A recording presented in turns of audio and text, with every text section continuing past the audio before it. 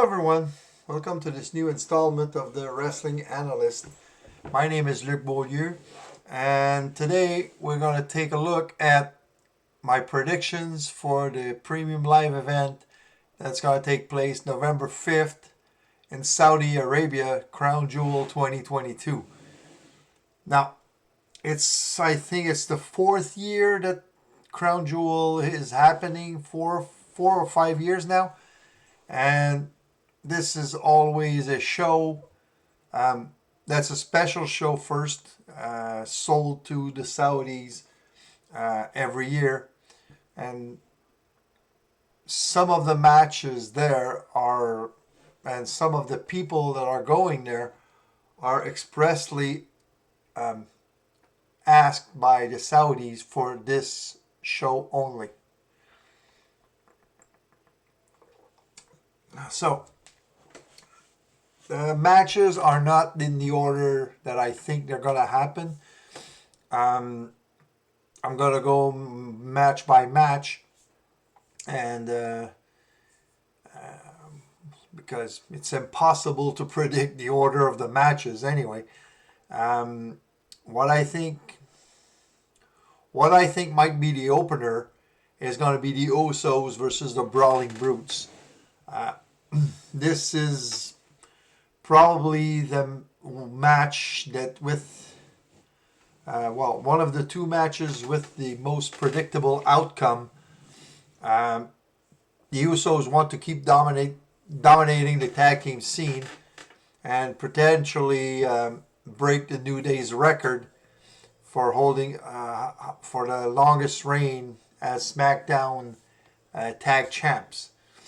The Brawling Brutes will want to avenge the Bloodline, what the Bloodline did recently to Sheamus, and the best way to do that would be to take the titles away from them.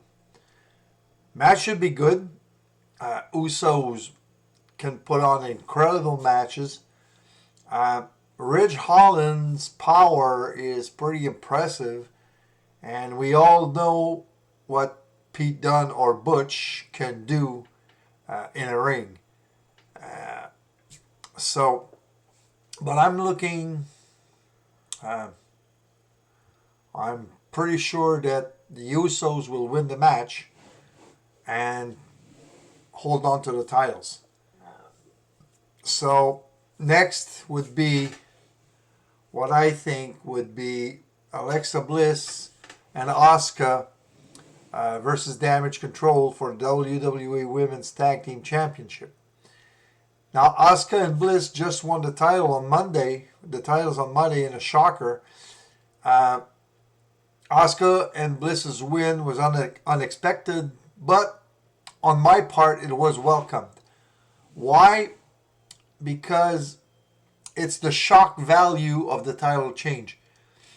It's like Dakota Kai and Io Sky weren't expecting Bliss and Asuka to come back this early, and even less expected them to challenge them for the titles. Now, Dakota and Io let their pride go to their heads, and they just accepted the match, and they paid for it, and they lost the titles. Now, the idea behind that was to lead to a match at Crown Jewel, and probably lead to a match that would involve war games between Damage Control and the faction with, even though they don't have a faction name, but the faction composed of Bianca Belair, Asuka, and Alexa Bliss. They're going to probably recruit some more people. Maybe Belair, Alexa, and Asuka can recruit Candice LeRae as a fourth member. And Damage Control, we saw them talk a little bit to Nikki Cross backstage after the match, Nikki's match last Monday.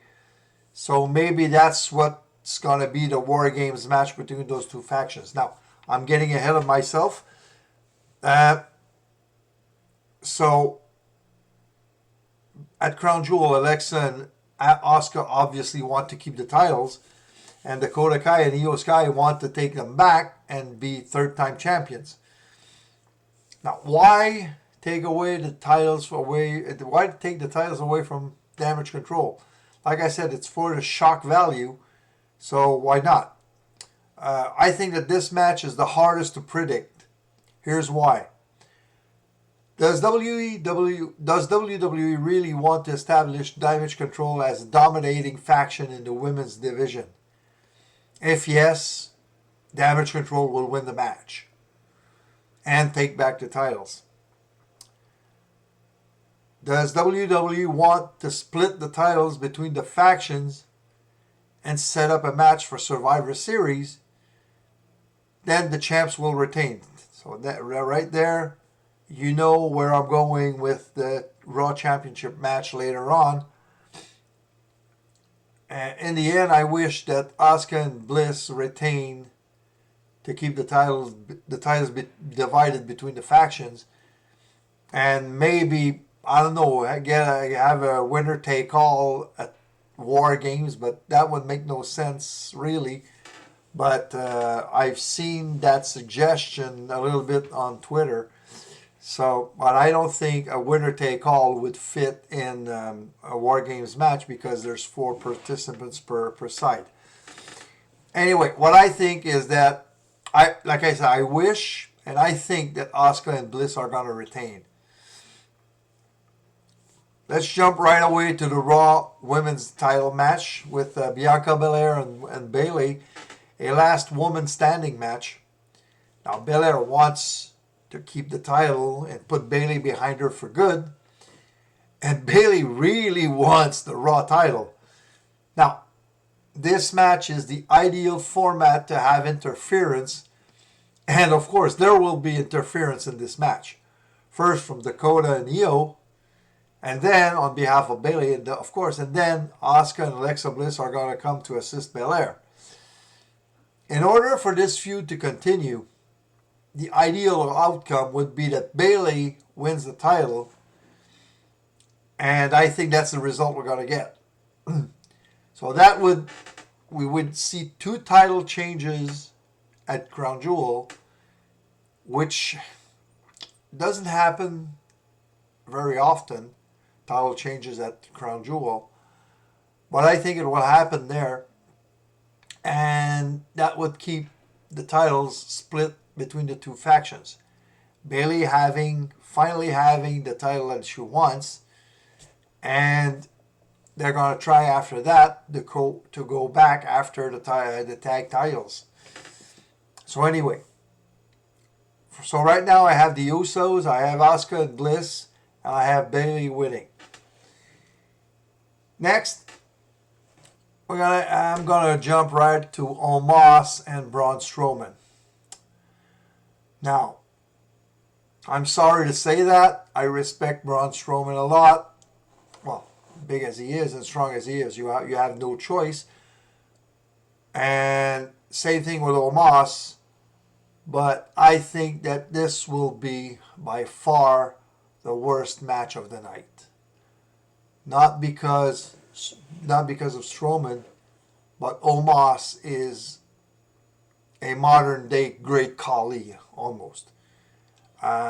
Maybe a bit better, but he doesn't have the ring experience yet to be in such a big role right now. And what I think is that Omos wants to establish his dominance as the greatest big man in WWE in this match. And Braun Strowman wants to show that even if he's smaller than Omos, he's still the monster among men, or now the monster of all monsters.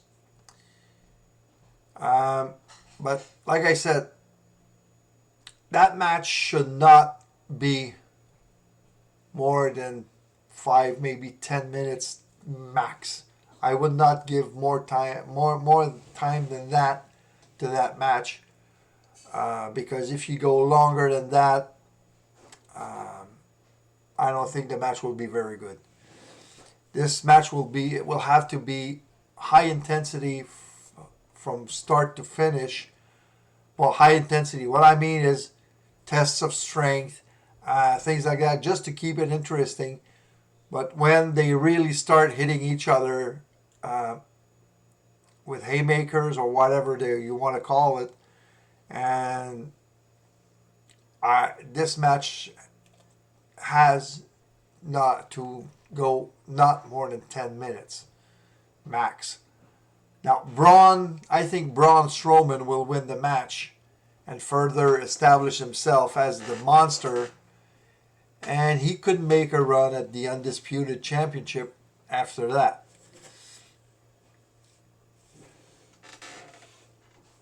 Next, Drew McIntyre versus Karrion Kross in a steel cage match.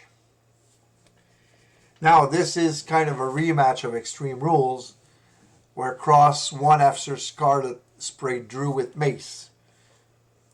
And then on October 14th, just to recap the storyline, Drew literally rammed into Kross's car and attacked him at the October 14th episode of SmackDown. Now, that match was announced 2 weeks ago, and Drew wants to win the match to be in line for another title shot. But Kross, again, needs to win this match to really establish himself as a serious threat to Roman Reigns. Now, if you remember, on Karrion Kross's return night, Scarlett put an hourglass right in front of Roman Reigns, telling him, your time is coming. I think that Karrion Kross will win the match because, and with the help of Scarlett somehow, but and that again would place Karrion Kross as a legitimate contender to Roman. So, well, you'll see from my analysis that after Roman gets done with Logan Paul, there could be 2, 3, 4 challengers ready for Roman at any time. So anyway, so I think Karrion Kross will win by crook, and that way Drew wouldn't lose any credibility in the match, and Karrion Kross would and Scarlett would further establish themselves. Let's go now to the match, the OC versus Judgment Day. Now, the OC, Gallows, Anderson, and AJ Styles will want to get the win in order to get a big boost as a faction. The Judgment Day will want to continue the road to dominance over their enemies and further establish themselves as a force to be reckoned with. Now, the OC were talking about Rhea being their biggest problem in Judgment Day on Monday. That's pretty interesting. That's opening a door to maybe have a woman join the OC. I see Rhea playing a big role in this match. A couple of times during the match, she will give the upper hand to her faction. Again. Now, when that happens, there may be a woman superstar coming out of backstage to attack Ripley and brawl with her all the way back. Could it be Raquel? Could it be a returning Charlotte? Although I really doubt that Charlotte would get involved in this, because she really doesn't need to have this kind of exposure, except maybe going after Rhea and have a very interesting match again with Charlotte and Rhea. Raquel Rodriguez, maybe because she's a big girl, and she could be going toe to toe with Rhea. Now, I think that may happen. I don't think that's exactly how it's going to go. I think Judgment Day will win the match. They need the win more than those DOC. After the match, Judgment Day will attack the OC, and that's when I think there will be a big surprise.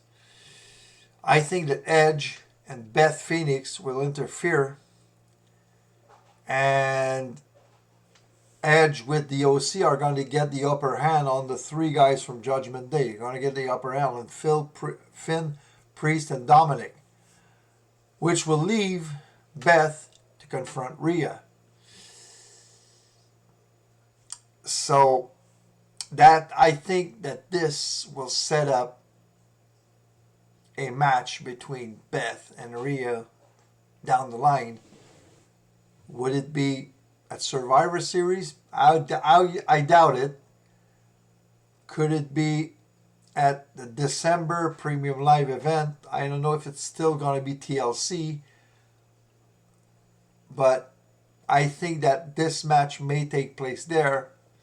But they could even drag this out until the Royal Rumble. But I think that Edge and Beth are going to come to the aid of the OC.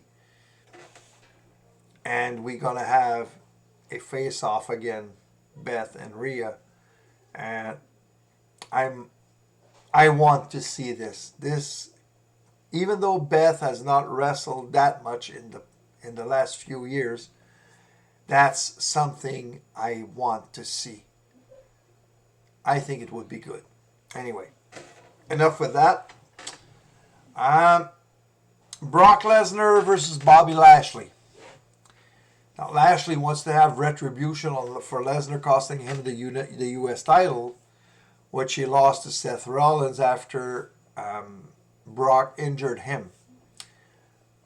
Brock's presence, like I said at the start of the video, Brock's presence is probably demanded from the Saudis for the show. And I think at this time, Lashley needs a huge win to put himself in line again to go after the undisputed titles. So if Brock wins, he could be a challenger again for Roman. But if Lashley wins, that could make him a serious contender for Roman Reigns. And I think that is exactly what's going to happen. I think Bobby Lashley will win, and he will become Roman's next challenger for the undisputed title. Now, I've said that about Karrion Kross. I've said that about Braun Strowman. But at this point, Karrion Kross may need a couple more big feuds before challenging Roman, even though the thing with the hourglass earlier, he can still tease and say to Roman, I'm stalking you, I'm getting ready for you, your time is coming, and things like that. And meanwhile, in the meantime, destroying another opponent on the way. Same thing with Strowman. After getting rid of Omos, maybe Strowman could go on to win the Royal Rumble and challenge Roman at WrestleMania. Now, I don't know if that's going to happen. I'm just speculating here. But anyway, so I think that Bobby Lashley is going to win this match and be the next challenger for Roman. Okay, so now I'm left now with the main event. Roman Reigns versus Logan Paul for the undisputed WWE Undisputed Championship. Now, of course, Reigns is looking to continue his title reign. And Logan Paul, he's on his third match. Now, why in the blue hell is Logan Paul getting a title shot at Crown Jewel? Well, the only reason I see is to get buy rates, to get viewership, to sell